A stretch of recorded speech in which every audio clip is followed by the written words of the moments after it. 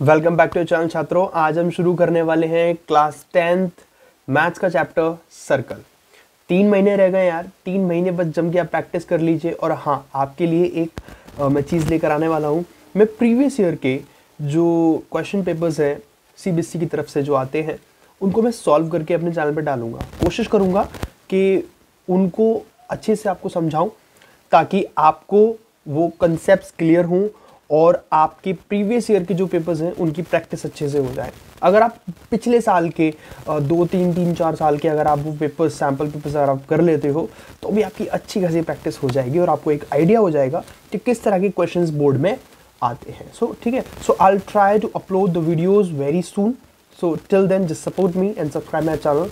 सो जब मैं वीडियो डालूँ तो आपको नोटिफिकेशन सबसे पहले मिले और आप सबसे पहले वो वीडियोज़ देखें। So let's start the chapter. So now the chapter name is circle, as you all know. और सर्कल हम सभी को पता है एक क्लोज्ड फिगर होती है जो एक सर्कल होती है, राइट। और उसका रेडियस वगैरह होता है। ये बेसिक चीज़ें जो मैं आपको बता देता हूँ अभी। जैसे कि यहाँ पे एक सर्कल है, ठीक है। अभी मैं आपको बेसिक चीज़ें बता रहा हूँ, राइट। जैसे कि ये इसकी बाउंड्रीज होगा, यहाँ से लेके और उसकी दूसरी बाउंड्री तक ये टच करता होगा, दैट इज कॉल्ड डायमीटर। ये सभी को पता है। अब इस डायमीटर का जैसे ये मान लिया सेंटर पॉइंट है, ठीक है। तो इतना वाला हिस्सा रेडियस माना जाता है, राइट। और ये वाला हिस्सा ये रेडियस होगा, ठीक है। तो मतलब रेडियस क्या होता है? डायमीटर का आधा। मतलब डायमीटर का अगर हम हाफ करेंगे तो हमारे रेडियस के बराबर होगा, ठीक। अच्छा, ये जो बाउंड्रीज है इसकी पूरी बाउंड्रीज की जो लंबाई है दैट इज कॉल्ड सर्कमफ्रेंस। इसको हम सर्कमफ्रेंस बोलते हैं। इसको निकालने का भी एक फॉर्मूला होता है, जो कि फॉर्मूला होता है 2πr बराबर c मतलब सर्कमफ्रेंस। सर्कमफ्रेंस मतलब कि एक सर्कल की बाउंड्रीज कितनी लंबी है, that is called circumference. Circumference basically हम पेरीमीटर को कह सकते हैं, ऐसा पेरीमीटर होता है। अभी जो बीच का रीजन है ये कितना है, that is called area. Area का फॉर्मूला हमारा क्या होता है? πr² = a for area. ये बेसिक चीजें हैं जो मैं आपको बताना चाह रहा हूं, तो ताकि आपको मतलब और अच्छे समझ में आ जाए। वैसे चैप्टर में ऐसा कुछ है नहीं, बहुत ईजी चैप्टर है, ठीक है। एक और लेते हैं, एक और मतलब आगे और चीज समझते हैं। ये आप समझ में आ गया होगा आपको। अब जैसे ये सेंटर पॉइंट है, यहां से एक लाइन गई, ठीक है, और यहां से एक लाइन गई, ठीक है। अब ये जो रीजन बना है छोटा सा, और एक ये पीछे वाला ये पूरा रीजन बना है। अब ये क्या है? रेडियस है ये, राइट। तो रेडियस से बनते हैं सेक्टर्स, जो हम एरिया रिलेटेड टू सर्कल में वैसे हम पढ़ चुके हैं, लेकिन फिर से मैं एक बार रिकॉल कर देता हूं।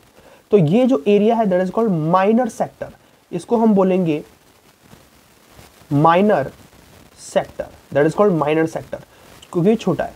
तो ये बड़ा है तो that is called major sector, ठीक है। हाँ, that is called major sector, that is called minor sector. और ये किससे बनता है? ये बनता है रेडियस से। तो आप लोग ध्यान रखेंगे, आई होप। आगे बढ़ते हैं।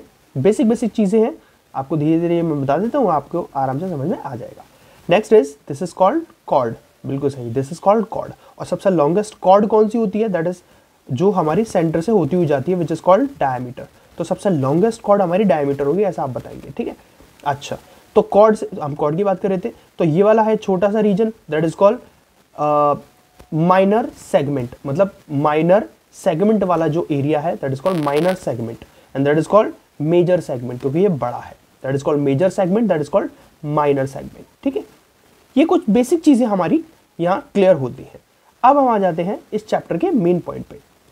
सो यहाँ पर मेन पॉइंट क्या है? जैसे कि आप देख पा रहे हो, यहाँ 3 सर्कल दिए हुए हैं, 1, 2 एंड 3, और यहाँ से कुछ लाइन्स जा रही है, राइट। सो ये लाइन तो इस सर्कल को बिल्कुल टच नहीं कर रही है, तो इस लाइन का सर्कल से कोई लेना देना फिर नहीं हुआ। अब यहां से जैसे कि ये सर्कल है, इसके पास थ्रू एक लाइन हो रही है विच इज कॉल्ड पी और क्यू। पी क्यू इस लाइन के पास थ्रू हो रही है, जो बी और ए पॉइंट पर हमारे यहाँ सर्कल के से मीट कर रही है, सर्कल की बाउंड्री से। तो इसको हम क्या बोलेंगे? जो एक सर्कल के एकदम पॉइंट को टच कर रही है। तो बेटा अगर सर्कल के सेंटर से पास थ्रू होती हुई जाए, सर्कल को आधा काटती हुई जाए, आधा या कितना भी, मतलब कोई हिस्सा उसका काटती हुई जाए, तो उसको हम बोलेंगे सेकेंड, ठीक है। उसको हम बोलेंगे सेकेंड। और अगर वो सर्कल से सिर्फ मात्र टच होके जा रही है, मतलब टच होके ही जानी चाहिए, अगर वो टच होके जा रही है तो दैट इज कॉल्ड टेंजेंट। समझे? अगर सर्कल से ऐसे जा रही है दैट इज कॉल्ड सेकेंड, और अगर ऐसे टच होती हुई जा रही है दैट इज कॉल्ड टेंजेंट। तो यहां हम देख पा रहे हैं जैसे उसने एक्सप्लेनेशन भी दी हुई है। 3 there are 2 common points A and B that line PQ and a circle have. In this case we call the line PQ is a secant. तो हम उस लाइन को सेकेंड बोलेंगे। ये वाली जो लाइन है ये वाली देख पा रहे हो आप, ये वाली लाइन जो है that is called second line. तो ये सेकेंड है, it's not second, it's second of the circles. और जो तीसरे वाले फिगर में है यहाँ पे there is only one point which is a common to the line P Q, जो कि लाइन पी क्यू पर एक जो कॉमन जो सर्कल के बाउंड्री से टच हो रही है, एक कॉमन पॉइंट है। In this case the line segment is called tangent, तो इसको हम टेंजेंट कहेंगे, ठीक है। So there is a difference between this and this, I hope you understand. अब आगे थोड़ा आगे बढ़ते हैं। Tangent to a circle.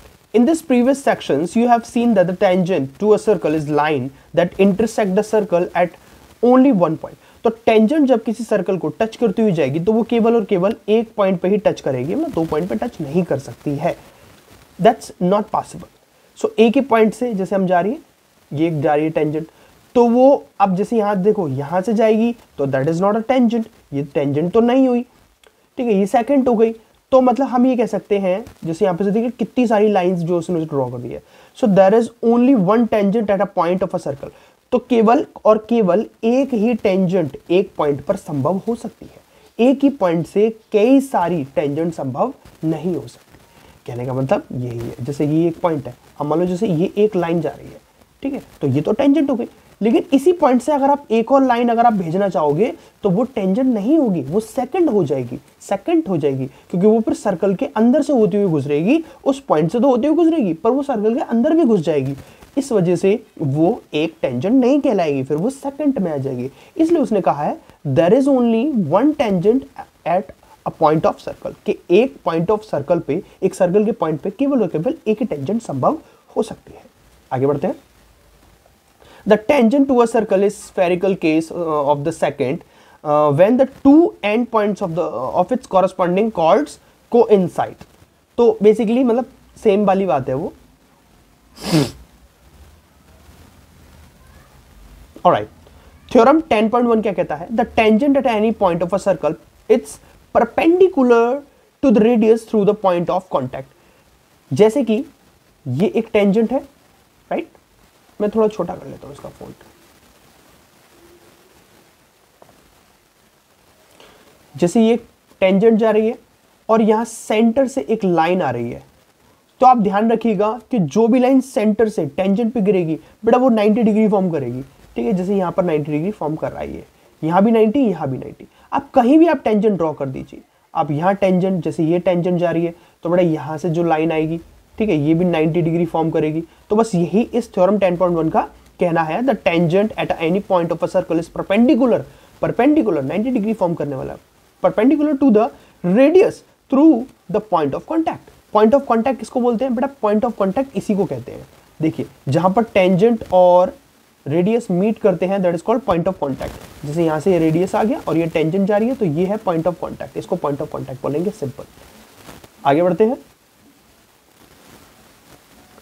अभी एक एक्सरसाइज आ जाती है, मैं इस एक्सरसाइज को कराऊंगा आगे, अभी मैं सिर्फ एक्सप्लेनेशन दे रहा हूं। एक्सरसाइज कैसे करते हैं वो हम नेक्स्ट वीडियो में डिस्कस करेंगे, ओके। आगे बढ़ते हैं। Number of tangents from a point on a circle. So यहां तीन केस यहां पर आपको दिए हुए हैं, case 1, case 2 and case 3। Case 1, there is no tangent to a circle passing through a point lying inside a circle. अगर कोई भी पॉइंट सर्कल के अंदर लाई करता है तो वहां से कोई भी टेंजेंट नहीं जा सकती। अभी मैंने बताया था कि भी टेंजेंट सिर्फ सर्कल की बाउंड्रीज को टच करती हुई जाती है, ना कि सर्कल के अंदर से होती हुई जाती है। अंदर से होती हुई जा रही है तो वो सेकंड होगी, ना कि टेंजेंट होगी। क्लियर?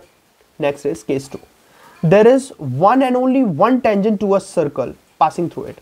कि केवल और केवल एक ही टेंजेंट एक पॉइंट पे सर्कल के संभव हो सकती है, केवल सर्कल के एक पॉइंट पे एक ही टेंजेंट संभव हो सकती है, जैसे कि यहां ये बता रहा है। जैसे ये एक पॉइंट ऑफ कांटेक्ट हुआ, ये एक ही टेंजेंट जा रही है भाई साहब, और यहां से और कोई नहीं जा सकती। अब और कोई इसी पॉइंट से निकालने के लिए आपको सर्कल के अंदर से उस लाइन को भेजना पड़ेगा, और जहां कोई लाइन सर्कल के अंदर से होती हुई गई वहां वो टेंजेंट नहीं कहलाएगी। Case 3, there are exactly two tangents to a circle through a point lying outside the circle। तो अगर कोई सर्कल के बाहर कोई ऐसा एक पॉइंट है, ठीक है, तो उस पॉइंट से केवल और केवल दो टेंजेंट जा सकती हैं, ठीक। जैसे कि एक यहाँ जा रही है और एक ये यहाँ जा रही है, बस। अब आप कहोगे कि सर एक ऐसा भी तो बेटा ऐसे लाओगे ना तो वो सर्कल के अंदर से घुस जाएगी, तो वो फिर टेंजेंट नहीं मानी जाएगी, ठीक है। तो मतलब किसी भी सर्कल के बाहर कोई भी एक पॉइंट होगा तो वहां से 2 टेंजेंट जा सकती हैं उस सर्कल पे। Next, length of the tangents. The length of the segment of the tangents from the external point P, जैसे P external point है, वहां से 2 टेंजेंट आ रही है, the point of contact, ये point of contact है T और T1 और T2, ठीक है, which circle is called the length of the tangent। तो इसको length of the tangent कहेंगे from the point P to the circle, the length of the tangent। और इसी में थ्योरम हमारा 10.2 ये कहता है the length of the tangents drawn from the external point, जो भी external point से length of the tangent खींची जाएगी, they are equal, तो वो इक्वल मानी जाएगी। मतलब कहने का मतलब ये है कि जैसे ये पॉइंट है, यहां से एक टेंजेंट गई बेटा और यहां से एक टेंजेंट गई, ठीक है, तो हम ये कहेंगे कि ये और ये बराबर होगी ऑलवेज, ठीक। इसको प्रूव भी कर सकते हैं, जैसे कि देखिए हम प्रूव ऐसे कर सकते हैं,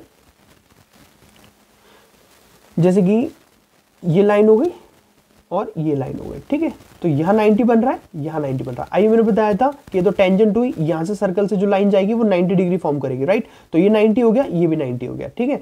अब ये है रेडियस, ये भी बराबर है, राइट। तो देखिए यहाँ हम कैसे कर सकते हैं, यहाँ वैसे तो एक्सप्लेनेशन दी हुई होगी, हाँ ये दी हुई है, आराम से देखिए।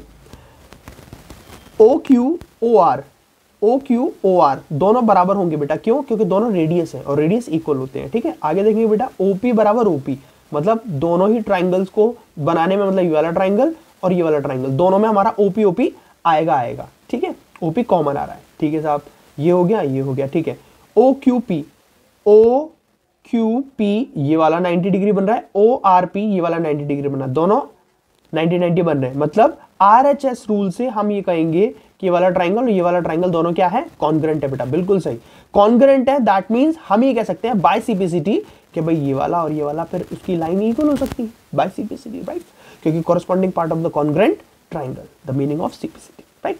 तो उसी हिसाब से ये और ये इक्वल होते हैं। अब यहाँ पर थ्योरम 10.2 यही कहता है कि सर्कल के बाहर से, आउटसाइड से कोई पॉइंट होगा, वो टेंजेंट जाएगी तो वो दोनों टेंजेंट बराबर मानी जाएगी। आगे देखते हैं, ये 90 डिग्री का कंसेप्ट मैंने आपको बता दिया था।